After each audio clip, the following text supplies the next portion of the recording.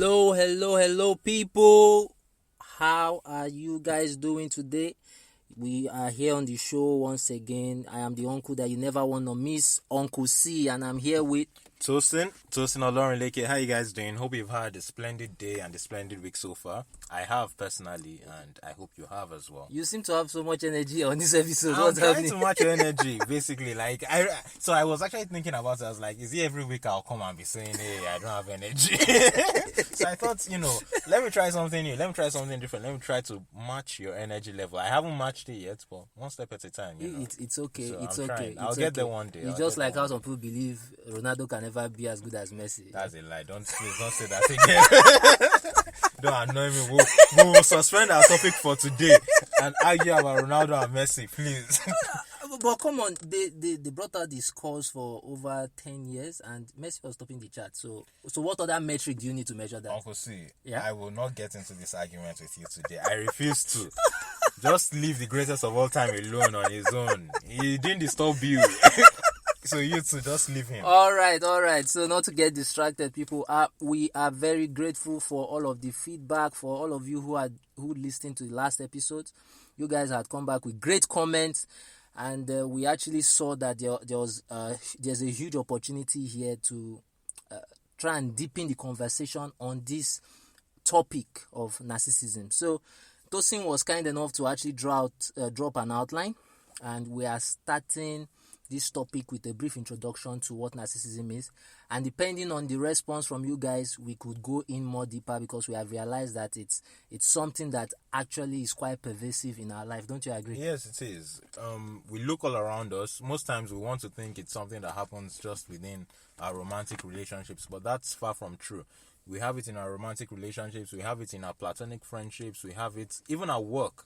We have it everywhere you look. I mean, as long as you're dealing with people. Just earlier this evening, you were saying, are we sure not everyone is narcissistic? And truth is, not everyone is unhealthily narcissistic. But I think that points at the fact that no matter what you do in life, you are going to meet narcissistic people. You are going to deal with a couple of them. So I think it's one we need to talk about. It's one that's very important to us as people. Yeah. So to start off, we want to first of all examine where did the word narcissistic or narcissist come from. Is there some form of etymology that could be given that could be used to explain its origin? Yes, it's actually from the Greek mythology about the hunter Narcissus, if I'm right. Okay. Yeah. It's about him and how he was a very good-looking person. He was actually a hunter, so because of how good he looked. In fact, it was beyond just being good-looking. It's said that he had a very good physique as well. Yeah. And everyone wanted to marry or date Narcissus. Like one of the guys from 300, those Spartan soldiers. He was hot cake, and everyone wanted a piece of Narcissus. But it was said that he was very disdainful and contemptuous to each and every one of them, turned each and every one of them away. And one day he was in the woods walking. I think he was going to hunt, and there is this nymph called Echo. She saw Narcissus and also fell in love with him instantly. So she was following him. At some point, Narcissus realized someone was following him. He asked who was there, and she was sort of playing a game with him. He would say who was there, she would repeat it, who was there, until eventually she revealed herself. And when she did, she tried to hug him. But Narcissus being Narcissus, he just, rejected her. And she didn't take the rejection well. She was very dejected and eventually roamed the woods till, she withered away and all that. And became an echo. Yes, that's very important. She became an echo in the woods. And I think that's where echoes originated exactly. From, so that's the Igbo version of explaining things off. So that happened, but there was another god, the god of revenge, called Nemesis, and who is an archetype of Aphrodite, but then that's technical stuff. Yeah, she saw this and she felt, oh no, that Narcissus had to pay for this. Yes. So she women power, right from the times of Greece, man. Yep. Sisters before it became cool. But she saw this and she decided Narcissus was going to pay, and he did. So what happened was, while he was walking in the woods, he saw a pool of water. Some versions say it was a pool, some say it was a river, but it doesn't matter what happened. What is important is he saw water, and in the water he saw a reflection of himself. And I think that was when he saw beauty. He saw, I don't think he realized it was himself really, but he saw a reflection of himself and he instantly fell in love with the reflection. He fell in love with himself, just like others had been falling in love with him. Yeah. And when he also realized that the reflection wouldn't love him the way he loved it, he was dejected. Some say he committed suicide. Others say he withered away and became a flower called Narcissus. Yeah. So that's basically the summary of the story in a nutshell. So that's where the word narcissism was coined from the guy Narcissus. That's also where the flower was coined from, Narcissus. Yeah. So that's for me, my major take on that story is the fact that they had to describe the way his selfishness was so much that it didn't matter how people threw themselves at him. He just could not give a damn. He just couldn't care enough as to give back love. So love is something that should be shared, received, and given. Mm-hmm. Do you agree to that? Love should be shared, received. However, are we entitled to people returning our love? Like, I mean, if I come today and say I love you, it would be nice for you to say you love me in return. It would be nice for you to love me in return. But am I entitled to your love in return? Do you have to love me in return? Is that something you have to do? Not really. Not really. But I think the moral from this story was, how did he handle telling Echo off? And I think that's where this whole idea of narcissism begins to build up on. Yeah. So we've had cases. You go on Twitter, for instance, and you see someone will say, how can I get a guy to get off my back? And somebody say, asking for school fees. That kind of stuff. So the idea is never that people might not interact with you. Yeah. But it's how do you actually handle such interactions. Okay. I think we'll touch that, especially when we talk about Echo, because I think there are three big parts to this story, and that's Narcissus himself, Echo, and Nemesis. So I think when we're talking about Echo, I think this is a question that is pertaining to, her part of the story. But in terms of Narcissus himself as, the subject, I would like to say the fact that he fell in love with his reflection sort of, to me, it struck me like he didn't even know he was that beautiful all the while. Like, I mean, it must have meant something that people were coming in droves to, profess their love to him and all that. But at the same time, like, it seemed like seeing his reflection was the first time he saw his beauty. And that makes me wonder about narcissists. It seems they actually do not even need proof of being brilliant. They don't need proof of their brilliance.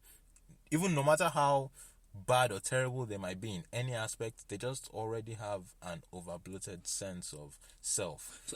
So I think I might agree to that. I don't know if you are familiar with this saying where people tell you that those who do not know that they don't know anything can grow.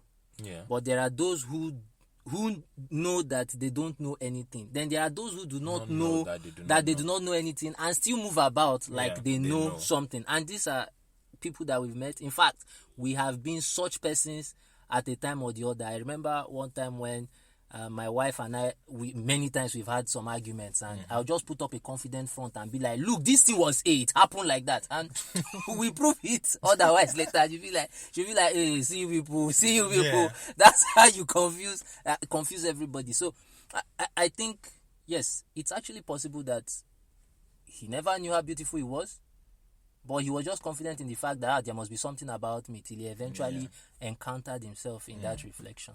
And then, there's also the general notion that narcissists have low self-esteem. Yeah. Psychologists have proven that.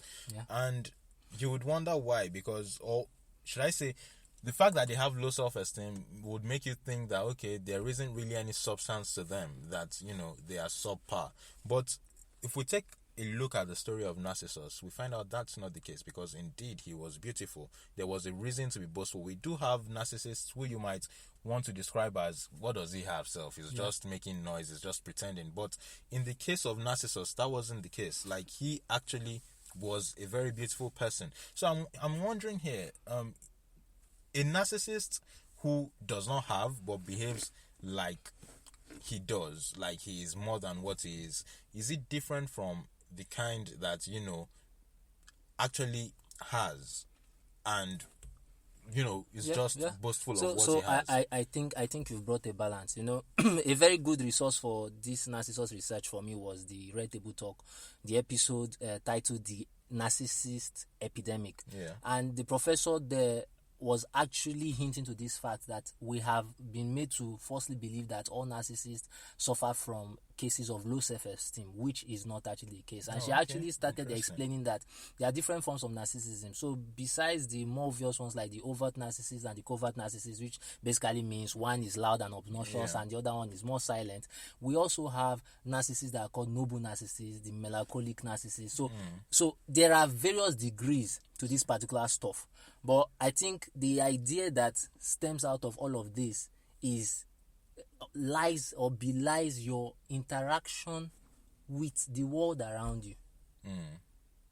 Your interaction with the world around you. When you tend to feel that everything revolves around you, and if you are not there, nothing matters. Then that's where we begin to question stuff. Because when she gave the example of the noble narcissist, she said some philanthropists are actually like that, right? Some church people are like that. They take up positions in church. They are seen everywhere. They are sweeping the altar. Guys, don't get me wrong. You need to, wherever you practice your faith, make sure you give yourself into it. But there are a number of people who give themselves to those things so that they can get attention. And you see their true color when you don't give them that attention. So the day the pastor is maybe appointing a pastor, appointing a deacon, and their names are not mentioned. Exactly. Like I remember a story because this really touched me. I went to a church, and because this Christmas period, so it was a church in the village, and you know how these things happen. Village churches usually wait till holiday periods to do their own fundraising. So the pastor began to fundraise, and he was asking, and people were donating. But it seemed like there was a particular person whom he wanted. Actually, there was a particular person. So I saw that the pastor came out and then gave a different form of rhetoric and started telling stories like, there are some people who have been with us for a very long time, and as a church, we've never really thanked them well enough.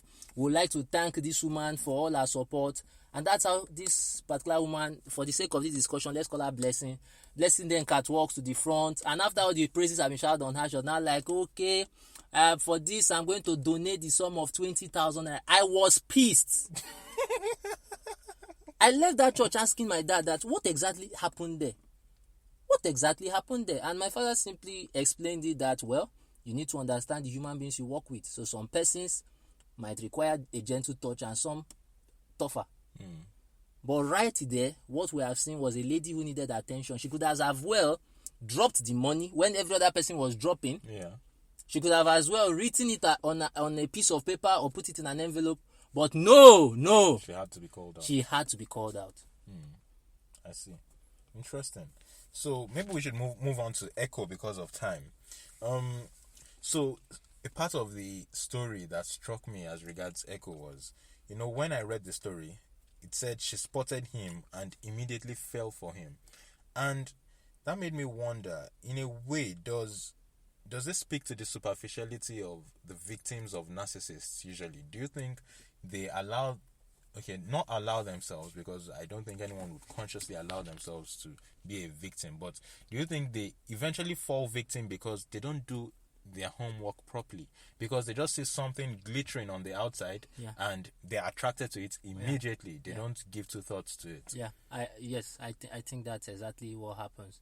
And it's quite interesting how this is quite pervasive. So I could use an example of my area where I grew up. There was a woman in that area whom we used to call Big Fish.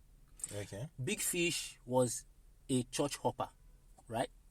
And what she used to do, and we have different versions of these kind of people, is as a pastor, if you come new to the community, you go and meet her, you appease her, you give her the attention you want. She drags her friend to your church till she gets tired of you. Wow. So you can wake up one day, Big Fish is no longer around, and you don't see a church anymore. Gone. Just gone. So many people would just be told that, this woman is a great marketer, although we didn't use the words marketer because this is a church, for Christ's sake, right? But other things that might come up, such as By the time people are coming, she comes to you at the back door as the pastor and say, look, my children needs their school fees to be paid. This has to be done. And before you know it, you have a lot of burdens as a pastor, and you are beginning to really ask yourself, are you to carry our burdens, or is the church to carry our burdens, or is she supposed to support in carrying the burdens of the church? And that's where things really go bad. And I think that's really what happens to a good number of us. So when we see people like this, they show us everything that we want. How many times have we been taken aback by influencers on Twitter who suddenly come out being rude and insult people away? I can mention a whole lot of people, but for the sake of my life, on Twitter streets, I won't say anything. I got your back, but I'm sure you guys have seen such example. People who you thought, oh, this guy always writing words of wisdom, influencer a lot more, and then the day something happens, the guy is all over the place. And I think that's also partly a problem of, as humans, we like to think that our heroes are perfect. We don't like to admit that everyone is a mix of both worlds. Like, everyone has some good and some bad in them. We prefer the perfect hero, basically, and that doesn't work. Because at the end of the day, our heroes are humans. Interesting stuff. Now, I was also wondering, it seems to me like even Iko herself might have had some bits of narcissism in her as well, without recognizing it. Because you wonder, is it enough for her to have just wandered herself, wandered into non-existence, like to have fallen into somewhat dejection just because she was rejected, just because someone said no? Did she feel entitled to a yes from him? Did she think, oh, she was Echo and she must get a yes from Narcissus? So the angle I might want to preferably take would be, maybe let's expand the drama a bit more and make it more contemporary, right? So the Narcissus says something, she repeats it. He says again, she repeats it. And we never knew, or we were never told how long this back and forth took. Just like a lot of relationships, where boy meets girl, maybe they chat, they keep chatting, and before you know it, one of them feels that they're in a relationship. And then the girl wakes up one day and comes somewhere, and the boy is like, my girlfriend does not go out like this. And like, excuse me, your girlfriend? When was I ever your girlfriend? And all of a sudden, the guy gets heartbroken because he had allowed himself get to a place where the other person never was at. And I think probably, in my own opinion, that's what happened to Echo. Because Narcissus could have from the beginning said, hey, I don't want to have anything to do with you, and keep going. And walk away, right? But something was giving him attention. But immediately he got the fruit of that attention, or more like the seed of that attention, which was Echo revealing herself. Then he's done, more or less. Can we just move on, please? Fair enough. I never really thought of it that way. So thanks. You just shed some light on that. I'm learning as well, guys. I told you guys. So now on to Nemesis. That's the goddess herself, the goddess of revenge. Do you think all narcissists eventually meet and, should I say, a bad end? Do they eventually get punished for all the pain and, contempt and disdain that they show people? Do you think that is inevitable for them, or do you think some of them get away with it and actually have a happy ending? Tosin, personally, me, I don't know. But we all wish that everybody gets what they deserve, right? So let me ask you an easier question. Do you believe in karma? Do I believe in karma? Do you think everyone truly reaps what they sow? Do you think? So if you ask me, do I believe in the law of sowing and reaping? Yes. Do I believe in karma? Probably not. It sounds so Eastern. So I don't know. I ain't no Buddhist. Let's stick to karma, because truly I can see sowing and reaping being different. Okay. But let's stick with karma. You don't believe in karma? My brother, you never seen him before. The girl that was the runs girl in campus is the first girl to get married and had 3 children. All the time, bro. That happens. But I think that might also be because we sometimes find ourselves focusing on the wrong things. But anyways, let's not digress too far from today. I'm pretty sure we will eventually get to we'll definitely discuss karma later on. So guys, keep locked onto this channel. So in that case, I would ask, Narcissus ultimately killed himself. So would we agree that when narcissists are going to suffer or get punished, it is usually by their own hands. It is usually by their own undoing. So I think it's just like the case of snakes. Did you ever play the game Snakes? Yeah, I did. So you notice that as long as it keeps eating up everything, it keeps getting longer. But there is an amount of destruction you can cause before you eventually end up eating yourself. Because how the snake actually dies is it tries to consume itself. Yeah. So if I should take that as a case, I think this eventually happens to all of us. If you set your mind on consuming, to be able to stay on, to be able to grow in that office, you believe you have to step on everybody's toe. A time would come when you'd actually get into conflict with yourself. And I think that's where destruction comes. Interesting. Well, we're running out of time now, so I think we might have to round up today's session. And, well, like I said previously in the last episode, it's going to be a series of podcasts which would be centered around narcissism, the different aspects. We are going to be talking about the different ways, that it actually affects us, the different aspects of our lives and all. So please stay tuned. Please let us have your feedback. Let us know what you think. Let us know what you liked. Let us know what you didn't like, what we could improve upon, because at the end of the day, we're here for you guys. So we'd really love to have your feedback. Yeah. So as a sneak peek, next week we're going to have something special for you guys. Something really special. Like, you guys tune in next week, you should be ready to be mind blown. We're switching up a little bit. We are testing everything that's possible to make this show much more engaging. So stick to this channel. Story. Always remember that you have got to tell your story, people. If you don't tell your story, nobody will tell it for you. Because when others do, they can never tell it as well as you can. Right. Thank you very much, guys. Thanks for tuning in. So see you again, or we'll be speaking to you again, hopefully next Saturday. Yes. Thank you very much. Have a wonderful time. Yeah. Bye.